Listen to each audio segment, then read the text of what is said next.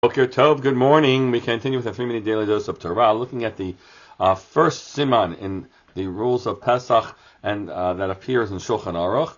And here the Mechaber talks about the nature of the whole month of Nisan, specifically defined around whether we engage in the following things. We don't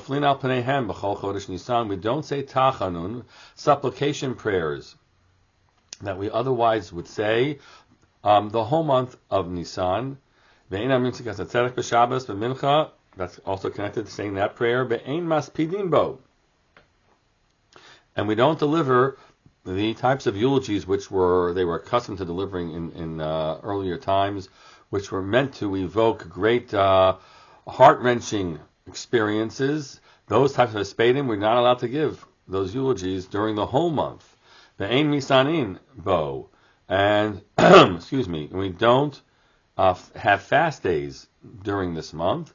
Laskir b'tzibur right, for communal purposes. V'habachorot mitanim bar Pesach. There's a special thing we know about Erev Pesach and the fast of the firstborns, which we're not going to look at right now. So why is it that the month of Pesach should have it? We understand Pesach itself, it's a festival, so we don't, we understand, in festivals we don't say tachanun, and we don't say eulogies and the like. But what about now, these days leading up to Pesach? Says the Mishnah Berurah, because the fact is that the Torah describes that each of the leaders of the tribes brought their offerings to the Mishkan, which was dedicated just around now, right, the beginning of Nisan. And so each day, a different Nasi brought his gift, and that was, we're told, his Yom Tov. It was special, right?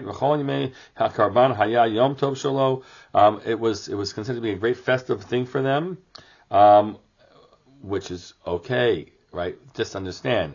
We're stretching here. So the Nesiim brought their karbanos on this time, so it's their Yom Tov. How does it translate back to us? We don't really relate to this. So number one, there were customs in some places. They read about the gifts of the Nesiim each day. It took on the Torah to read that each day. Not our custom here. But it sort of defined the day. Whether or not we're experiencing a special Yom Tov because of the gifts of the Nesiim is less relevant. It defined the days as celebratory days from antiquity to the moment. And of course, they may have Pesach Gufa, the Isru Chag, the Pesach itself, and the day after. That's also a time which was celebratory. Im Kain, if that's so, Yatzar Rov HaChodesh B'Kedusha. Most of the month then is already sanctified and holy for these elements. All you got the last few days of Nisan following Pesach, and then we say, you just slip it along. The last day step along, you define the whole month as a celebratory time. Sufficient that we don't do these things, and we allow ourselves to be in a different kind of mindset altogether. Wishing you all a great day and a happy month of Nisan.